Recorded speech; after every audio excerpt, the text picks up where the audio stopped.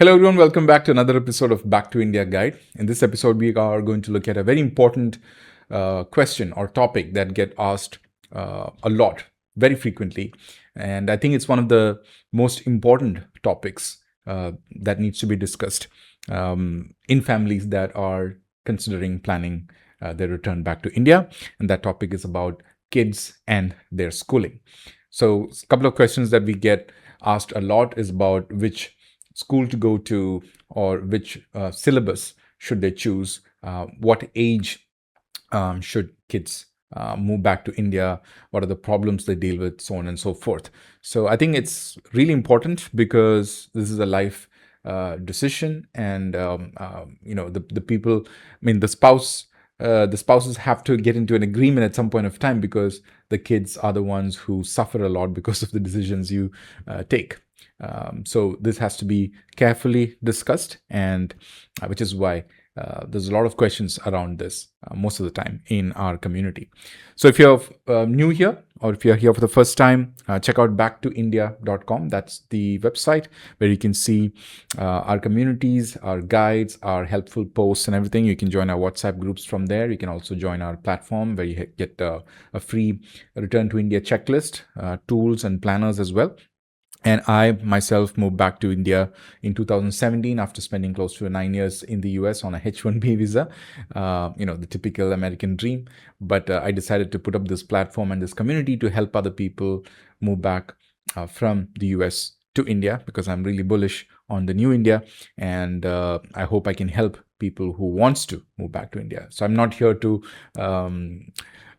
how do I put it, to brainwash you or to convince you to move back to India. No, I'm here to help you if you already have that thought in your mind, because this is a very personal decision that a lot of people make, and it's usually an emotional or emotion-driven decision. So there is no logical answer to this, but it is about what actually matters to you. So I leave that decision to you, but if you have any questions, feel free to reach out to me. You can find my contact on backtoindia.com, or you can ask your questions in the platform or in our WhatsApp groups. So without any delay, let's move to the topic today, which is, hold on a second, let me make sure I capture the right window here.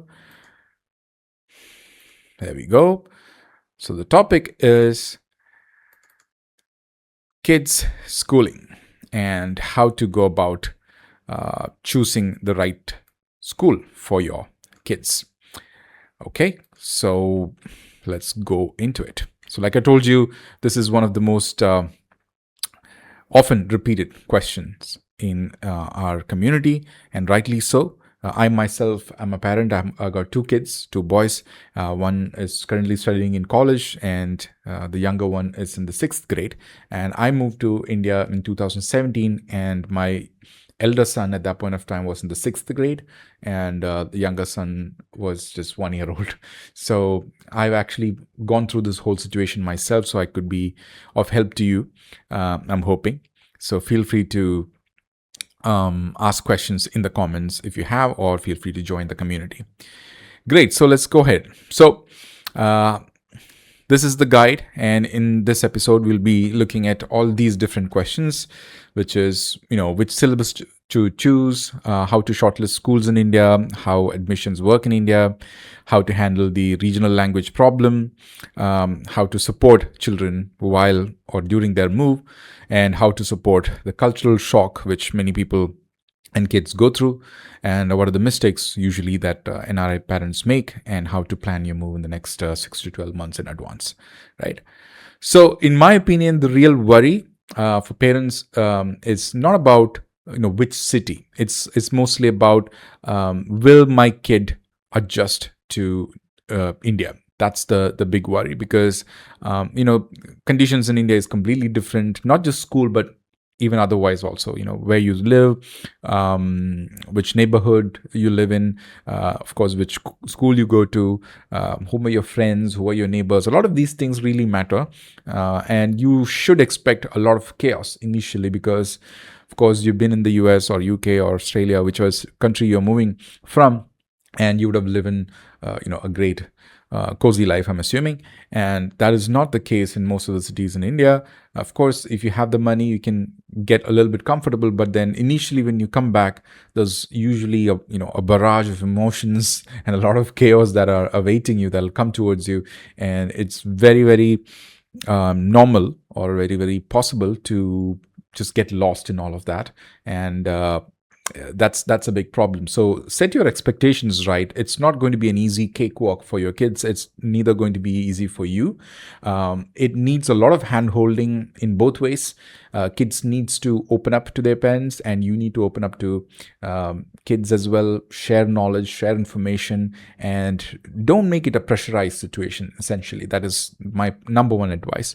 So we'll get into all of this, but the real questions that we get asked is, hey, which syllabus to pick? How does the mingling work, or how does networking work? Can my kids make new friends? All these different questions that come along. So we will essentially be looking into all of this.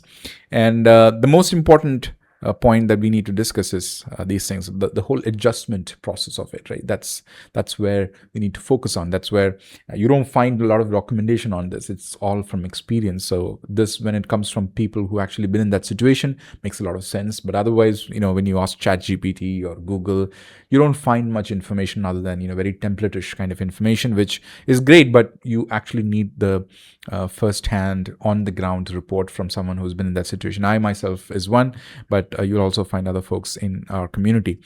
So see, essentially what you need to understand is that schooling is a family decision, right? Your school choice affects your entire return to India plan, because all of us, being Indian parents, we are very focused on the kids. We want them to be successful.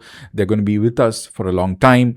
We value education a lot. So this is something that you are invested in for the next at least 15 years or so. So you need to think through this really carefully and not make this a very knee-jerk or a quick reaction, emotionally driven decision. That's what you need to avoid. So both the parents has to be in complete agreement, in my opinion, regarding not just the initial move, but also the final, the whole 15 years and what happens at the end of the 15 years, like the final output of it, right? Do you want the kids to stay back in India, or do you want them to move back to US or UK or Australia or wherever you're coming from? And what is it that you have to which syllabus and all these different things that you have to put the kids through. So you have to have a complete idea of this, and also make sure that you know the advantages and disadvantages to everything. And in all honesty, I can tell you that there is no silver bullet solution. There is no one thing that fits all. It's usually what works for you, your family, and your kid that actually matters. So there is no one great, amazing school. There is no one great, amazing syllabus. It all depends on who you are and what you need in the next 10, 15 years. So this is a family decision, and the main points that we will be discussing is, the city selection process, right? Which city should you be moving to? So in BackToIndia.com, if you go to plan.backtoindia.com, you will find that there are free tools you can use. In that, one of the thing is a city selection tool, where you can give in information such as, this is going to be your income, this is going to be the number of people dependent on you, and this is my kid's age, and this is the kind of education that I plan to give him, and then him or her, and then it'll tell you which are the options in these different cities that you want to, or you're considering. So that'll give you a very realistic idea, or close to a realistic idea, of how much it takes, or which city is better. So there is Hyderabad, there's Bangalore, there's Mumbai, Pune. This is where we see a lot of action. There's also Chennai, Kochi, Goa, Ahmedabad as well.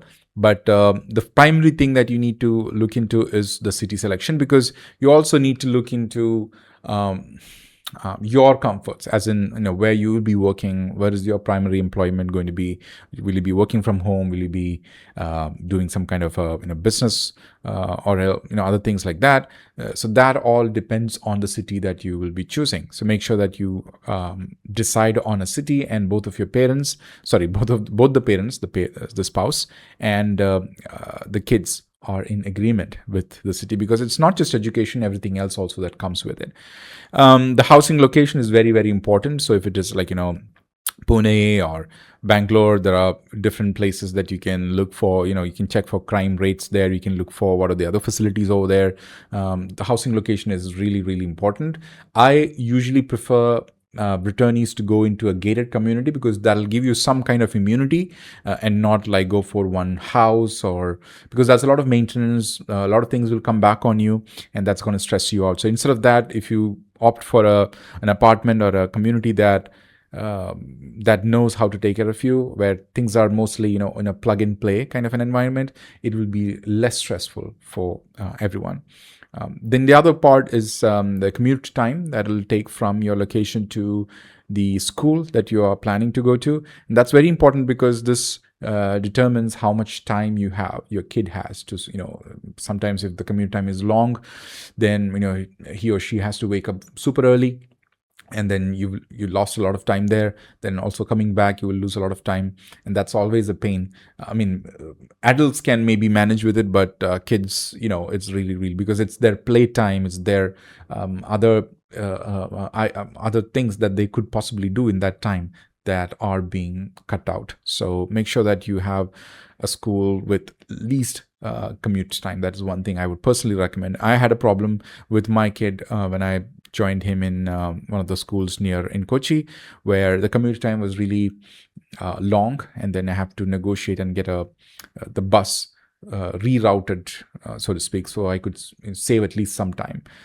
So these are things that you have to really consider. You have to obviously also consider your parent work schedule, whether you'll be working from home or in a company. Then how long does it take for you to reach? When do you have to start preparing? When do you have to wake up? I know a few people who wake up at like 4 o'clock in the morning. I wouldn't recommend that, but it's totally up to you. But it's a thing. And of course, the child's emotional adjustment, as in whether he's happy with the move, whether he'll be able to make friends there, etc., etc. Now, start with your child and not the school brand. This is super, super, super important, because, a lot of time people come asking to me about which school to go to. And that is not a good question to ask in the first place.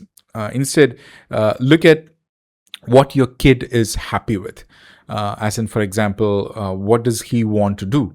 Does he want to stay back in India after he finishes college?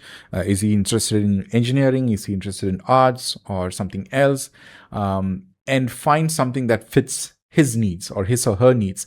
Because one good thing in India is that now we have a lot more choices than before. You have international schools, you have IB curriculum, you have IGCSE, you have CBSE, you have ICSE, state syllabus. So a lot of options out there. And depending on how much you can spend, there are different kinds of facilities available in these schools as well. So talk to your kid and figure out what he or she really want, right? Do they want like a academically oriented place where there's a lot of pressure, or does he want, is he normally that kind of a kid, he or she, and whether they would be happy doing the same kind of thing, or is he or she introverted? Do you need more of mingling? How good are you with the regional language? For example, if you're in Pune or Mumbai, you would need to know a little bit of Hindi. If you're in Kerala, you would need to know Malayalam. Same thing with Kannada, Tamil, etc. So does the kid really know the language that much? If not, then you might take some tuition or whatever. So figure out what the kid actually needs, not just for now, but a few years from now, as well as at least 10 to 15 years from now when he or she goes to college. So you have to think through the whole journey and make your decision accordingly. So instead of starting with which is the best school, because the assumption there is, if it is the best school, my kid would naturally blend in, or he would be okay. No, that's not the case. Actually, I've seen cases where kids complain to their parents about not wanting to stay back in India and wanting to go back to wherever they came from. Just recently in our Facebook community, there was one post where someone said the kid constantly complains and wants to go back to Canada. That's where the parents came from, because he's not able to catch up with other kids. There's a lot of bullying. The teachers are not very supportive, and the regional language is putting up a lot of pressure on him. And overall, the whole thing is very, very competitive. So he's not finding it easy, and he's always cribbing about going back to Canada. So you don't want your kids to be in that position. So make sure that you start with your child and not the school, obviously. Okay. Now, let me also give you an idea about which are the main school boards in India and the syllabuses out there, so that you get an idea of what to expect if you choose either one. The first one is CBSE. Obviously, that is the most, I believe, popular one in India. The Central Board of Secondary Education. I think most of us would have already been through CBSE when you were kids, or if you had lived in India, and you know how it is. It's super competitive. It's mostly exam focused. Everything revolves on marks. There's, depending on which school you go to, there's a little bit of activity and everything, but it's completely varies from school to school. And it's overall, if I could draw a median, then I would say it is very exam focused. Next is ICSE, which is strong English, but with a broader curriculum kind of an approach. I've been in both of these boards. When I was a kid, I first initially joined an ICSE syllabus, and then I moved to CBSE, and I can tell the difference. In ICSE, if you're learning some, let's say, algebra and math in the 4th grade or whatever, then in CBSE, you would learn that in the 5th grade. So ICSE is like 1 year ahead of CBSE, I could say safely. So it's a little bit more aggressive, and it's heavy on the academics, but it's a little bit more broader kind of curriculum. It covers a lot more than CBSE comparatively. Some people prefer ICSE because they believe that it prepares the kids better for competitive exams. Now, another type of board that's come recently is IB and IGCSE, International. And that is having a more of a global style with a lot of inquiry-based learning, not exam-focused. What that means is a little bit more less aggressive, I would say, or less, I wouldn't say competent, but less aggressive, where think of the Gurukul system, but put it in a very international kind of way. So, they have a global approach. They're not so very gung-ho on the marks and the rankings in the classes. It's a little bit more relaxed. So that's the USP. And I personally believe that for returnees, IB is a good choice because it's kind of very close to what the American system is, or the UK system is, and kids wouldn't mind moving into IB as much as they would for CBSE, because it's going to be a little bit tougher there.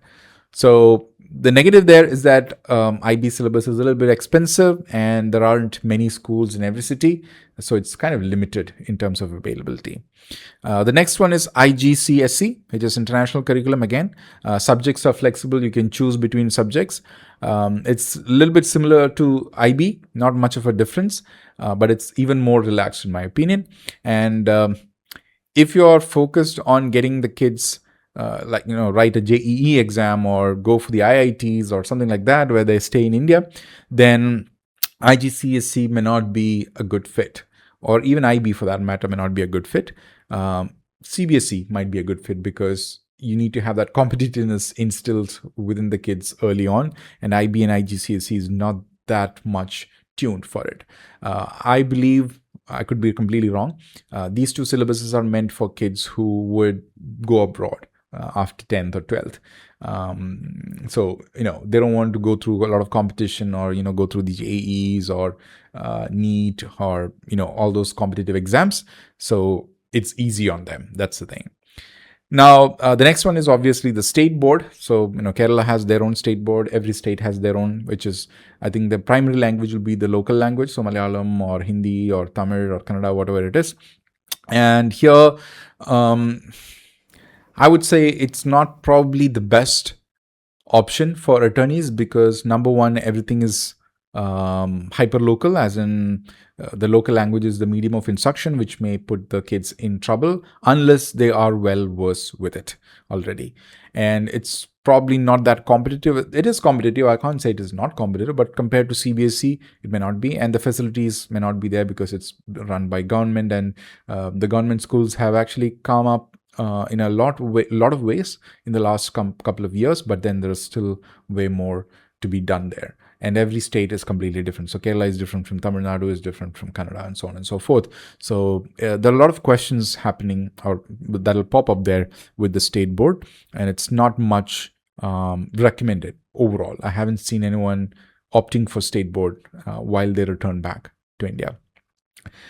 Now, CBSE, let's focus on it. It's widely available. It's easier if you're moving cities within India. Like, for example, you move to, let's say, Mumbai, and then later you move to Hyderabad or Bangalore. It's easy to change schools because the syllabus is pretty much the same and the same centralized kind of an approach. And it's very familiar to Indian colleges. It's great for JEE, NEET, and other competitive exams later because the syllabus is very similar. But remember that CBSE schools can completely vary wildly because the board is only the one part of the decision. The school culture, the amenities, the facilities there, the fee structure, these are all completely varying. You can find a very small CBSE school, you can find a very posh CBSE school. The syllabus may be the same, but everything else will be completely different. So that's something to keep in mind. ICSE for NRI families, it can work well for language strong children, which is, if they're strong with English, if they have a broad academic exposure, and families who want depth across different subjects. Like I told, it's a little bit ahead of CBSE. But the challenges are that, the syllabus is a little heavy and it's very writing intensive, and transition may be hard in the higher classes, especially like if you're going or trying to get into after 5th grade. It'll be a little tough. IB and IGCSE, on the other hand, are international boards, and they can reduce the transition shock by significant amount, in my personal opinion, because it's good for children who are used to global classrooms with more amenities and that kind of an approach. You know what I'm talking about.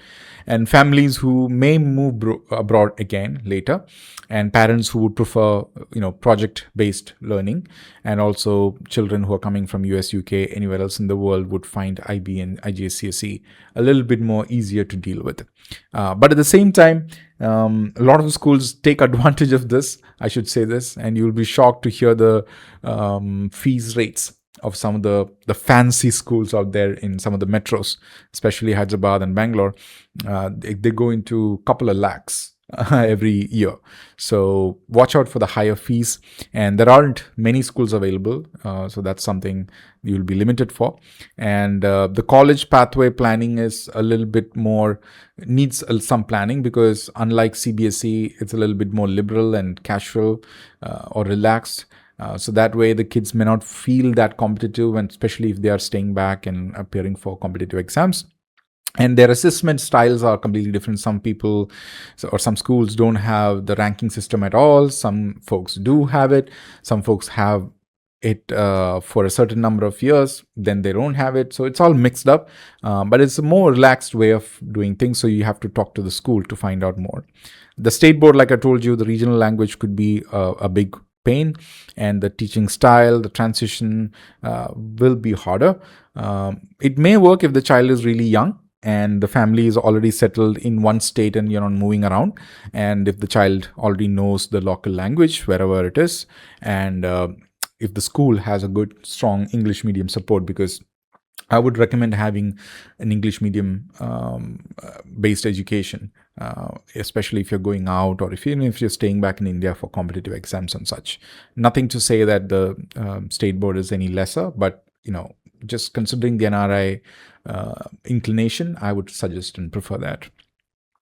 Now, the language question, this is a big one, because a lot of people don't really know what's the updated status here. Currently, you have to have a second language in most of these syllabuses, especially CBSE. So, Hindi might be a second language for you, and you have to pick up one local language as third language. This is the current setup according to CBSE. So which means if the kid doesn't know Hindi or Malayalam, it's a problem. I mean, this is a problem for kids who are living in India itself. So you can imagine for an NRI kid. So unless you're someone who speaks local language at home, and also, so, someone from South has to learn two languages, right? Hindi plus Kannada or Telugu or Tamil, Malayalam, and for up in, I think, Pune, Marathi, right? So it's a problem for everyone. So just keep that in mind.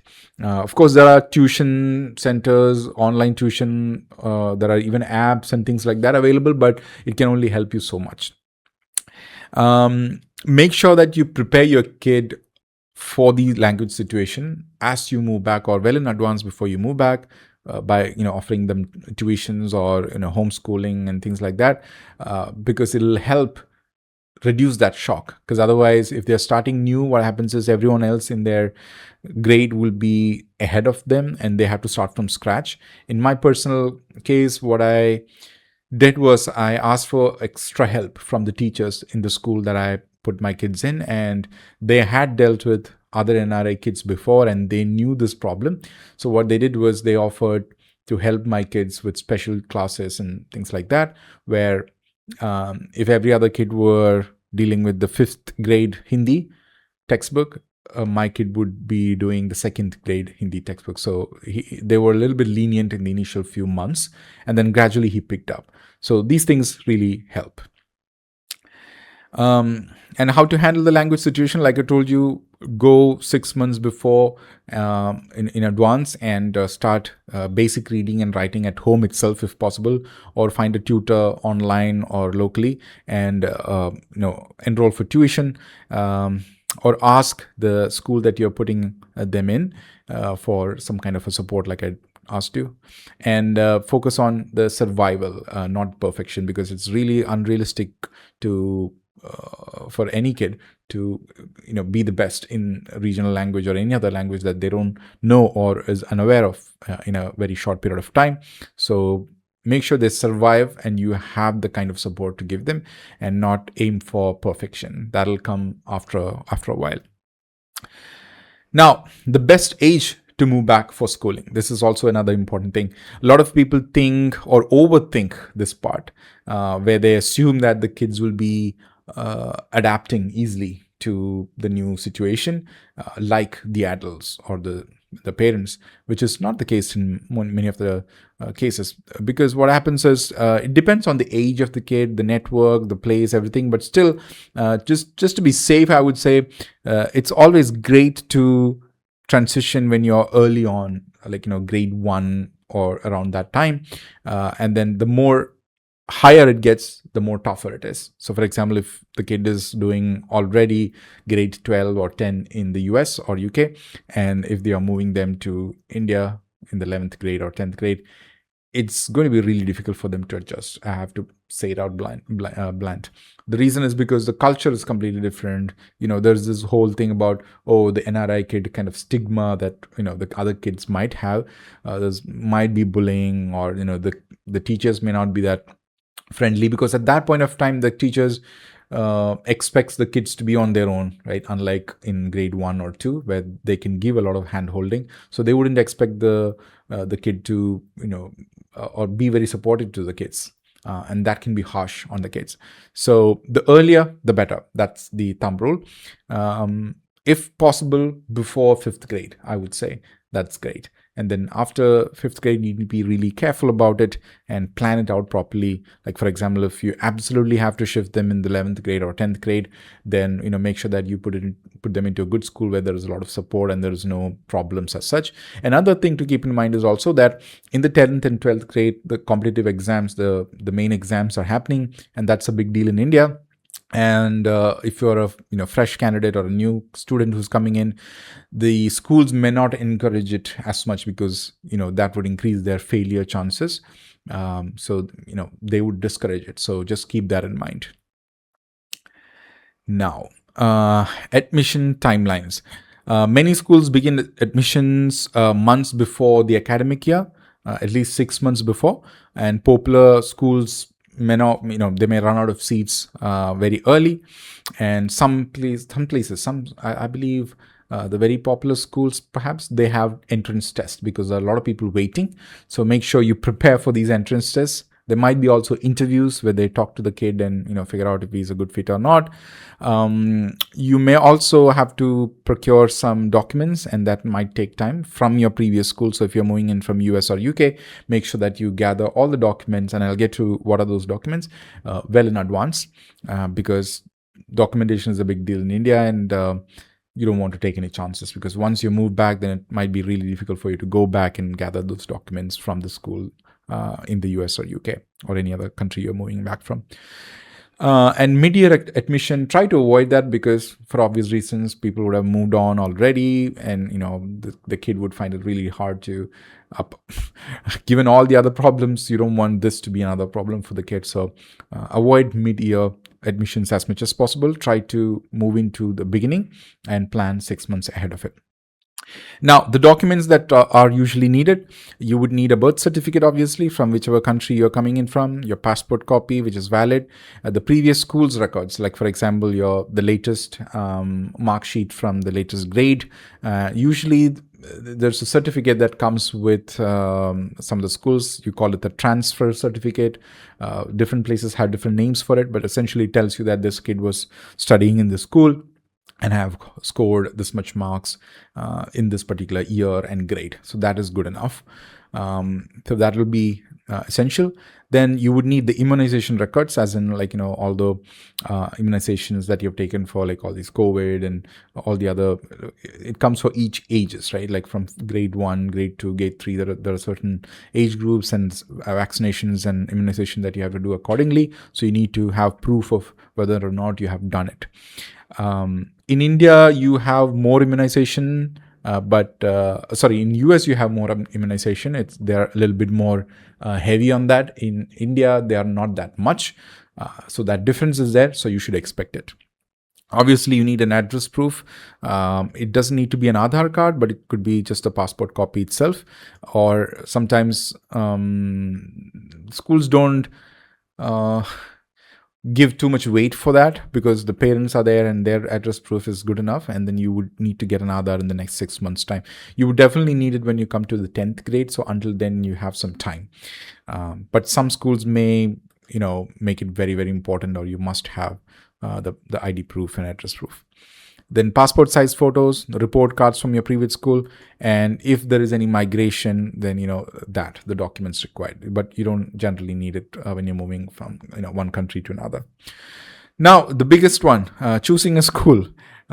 Here's the parent checklist that I have prepared. Now, first, don't choose only by reputation. This is my first and biggest rule or advice to people, parents, because the obvious way to pick up a school is to look for reviews and ask for, you have your NRI ego also working out, where you say, I'm going to put my kid in the best school possible. So you look around or ask around as to what is the best school in that city, and then obviously go for that place. And it's, sometimes it's usually pricey as well. But don't go that route. Like I told you initially, figure out what your kid needs, because you don't want to put them in a tough situation later. Just because it's the best school doesn't mean it should be the best school for him or her. So first, look at the board. And why it matters is the academic path in the next 5, 10, 15 years. If it is CBSE, there are the advantages. If it is IB, same thing, advantages and disadvantages. So plan accordingly, but a lot depends on the academic path itself. The other one is distance from home, because if you have a long commute, it's going to create a lot of stress, not just for the kid, but also for the parents as well. And they would be losing out on a lot of playtime, etc. You don't want that. Language options, make sure your school has some kind of adjustment mechanism for the language options, whether it be from kids or be from parents, or in terms of special classes or tuition. It'll be great. Make sure the school have a smaller class size, not like 100 kids in one class. That's completely difficult. Usually these days, many schools have only like 30 or less than that in number. I think that's a good number to look at. There are schools with at least 15, 20 also class size, which is great because then you would get personal attention for the kid. That's the reason. When you talk to the school, make sure that your teachers' attitude matters, whether they are very helpful, whether they are what do you say, whether they are being very not basically rude or not, right? That's what kids matter most, because if you don't have that empathy, then people don't really care, and that can put your kid in a tough spot. So make sure the teachers are very friendly, and at least you don't know what actually happens in the class, but at least to us, if they behave that way, that's a good signal. And that will ensure that there is some kind of emotional safety for the kids. Regarding exam pressure, I wouldn't recommend having a school where there's a lot of pressure on exams, because you can, no matter whether your kid is good with studies or not, they would need some time to cope up. And if exam pressure comes in between that, then it could be a problem. Like they might fail, or they might not qualify for exam, etc. And that might lose their confidence, break their confidence. So make sure you chose a school where there is no exam pressure, at least in the first few years, right? So that's a big one. Make sure there is a good peer group, basically friends, so that there's the kid is a social fit and it doesn't have to pretend or go through anxiety. Make sure there's some kind of parent communication from the school. So in my personal case, I always have a direct communication with the kids, the parents, the teachers, or the headmistress or the principal. I always make it a point to go for parent-teachers meetings and have a very close relationship with them, and let them know that my kid is probably going to be struggling for the next 1 year or so. So that way their expectations are also set, and they can give you feedback, and you can make it a three-way process where you, the teachers, as in the school, and the kid, all three have to put their effort and make sure that you communicate to each other. The kid has to open up to parents. The parents has to give the kind of right feedback to the teachers, and the teachers have to do the same with both others, the students as well as parents. Only then you can have a proper ecosystem for growth. So make sure that communication is really, really important. These days, everyone is available on WhatsApp. There are WhatsApp groups for parents. So that way it is easier. But make sure, other than that, you have a one-on-one communication with the parents, at least initially, until the kid feels, good. I would also recommend schools with, not just exams, but also other, amenities and features like sports and arts, because these days, it's not just exams. You need to have a full personality development, and the school plays a major role in it. So make sure that there is some kind of balance between exams and studies and academics, as well as sports and arts and other curricular activities. And of course, fees. There isn't much you can do there, but most of these schools these days have very high fees. To be completely honest with you, it goes into a few lakhs, and there's nothing you can do about it. So at least right choice is probably what you can do. Like, make sure you have chosen everything else properly, despite the fees. Even if the fees is high, if everything else is okay, good peer group, good teachers who are communicating well, good support system, not much pressure, then it makes sense. So those are the things you have to look in a school. Now, I always recommend people to, instead of making a decision by sitting in the country where you're in currently, US, UK, or wherever else, make sure you come for a vacation in India, maybe like for 1 week or 2 weeks, and you visit the real school. And because the website can look fancy, there might be fancy reels on Instagram and everything, but despite all of that, the reality may be different. So come down, go visit the school, talk to the parents, talk to the kids if possible, if it is allowed, talk to the teachers, look at what are the things going on, if you see any red flags, all those things. So having your eyes on the ground really makes a lot of difference. So make sure you visit the school, if possible, with your kid and both parents together, and ask questions to the school or the teachers, essentially. Like, for example, have they handled other returning NRIs before, and what is their approach there? That helped me in my personal journey.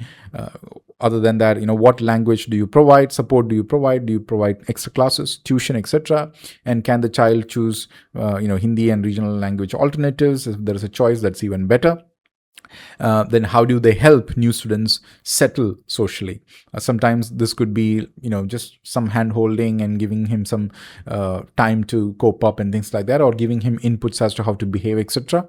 Then how do teachers handle children from different curricula? Like, for example, if he or she is coming in from an American school and coming into a very super competitive CBSE school, how do the teachers handle the academic part of it, right? These are all things that the school has to come up with, or they have to put up some efforts. So you have to ask these questions. Usually there are counselors in many of the schools, at least the big schools that I know of. And even though they might be very polished and everything, and they're meant to talk to parents, so they might have their own agenda, but you can see through things once you're there at the school. So I would say use your intelligence that way, and not just believe the fancy brochures and things that they show you. How often do parents get feedback? That's a very important thing. Like I told you, a parent-teacher communication has to be there. These days, most of them are on WhatsApp, so it's easy. But then it's also, you don't want to have it, too much of it. You have to have a very good, healthy relationship there with the teachers. Some of the red flags in school that you have to look out for is, if they have a very strict attitude saying that children must adjust and they won't do anything much, that is a big red flag. That means that they don't really care. If there is no language flexibility, the kid is going to find it really difficult. Don't go for it. If there is an overemphasis on marks, then I wouldn't really recommend that much. If there is no communication between parents and teachers, that's a big red flag. If there is a very long commute, then that's probably something you should avoid. If there is no transition support, obviously, and if the admission staff is not very dismissive and they're very, trying to show off or whatever, that's something that you should look at and dismiss off as a red flag. And if there is excessive homework for younger children, gone are the days where, back in when I was a kid, there was like a list of books that I would carry home and every subject would have homework. These days, most schools are very lenient in terms of homework, and actually I believe that's a good thing. But if there is excessive homework, that is usually a red flag. Now, the commute trap, like I told you, longer commutes is not a good thing because, the child has to wake up early. There is less play time. The family time is less. There's a lot of fatigue. When the kid comes back from school, he or she is usually tired. Social life becomes harder. There's a lot of stress. So the rule of thumb is slightly less famous school nearby, maybe better than a famous school far away. Like I told you, don't go for reputation alone. Helping the child emotionally adjust is a very, very big thing. Your child is not just changing schools, they are actually changing their entire world because their world is all dependent on the school, their friends, their teachers. They're the ones whom they see every day, more time. So make sure that they have a good ecosystem, a good world. And if there is any problem, you should be the first person they should be telling it to. And that way, if you can create a rapport with your kids, that'll be great. I mean, this goes without saying, but I'm just repeating it for the sake of it. So make sure that you're not comparing India always with abroad, right? If that comparison comes from home, then, the kids might pick it up and they might repeat it or mirror it to you. So don't let that happen. And if, of course, there's going to be some missing, right? In the US, it could be in one way, and in India, it may not be in that way. But then there are things in India that they might enjoy. So, take them for those things and not keep crying or missing the old things in US or UK. That's probably not a good thing to be discussing. And help them make friends. One friend or two friends, a few friends would be good enough because kids need that support system. They will be talking to their friends more than you. So make sure that they're not islands and they're not isolated. Keep very familiar routines. Don't complicate it. Don't overload on tuition immediately. That's a very, very important big point because a lot of parents I've seen what they do is, especially for the language support, they give, tuition for every subject, and that's too much for the kids. You have school and then you come back, you have tuition, makes their life miserable. So you don't want to do it unless, of course, the kid loves it.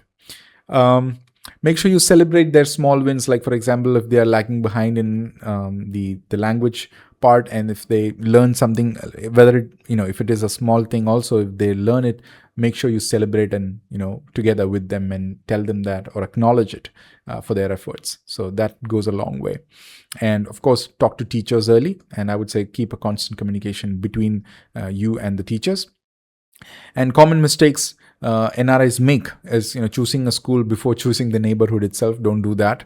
Plan both together.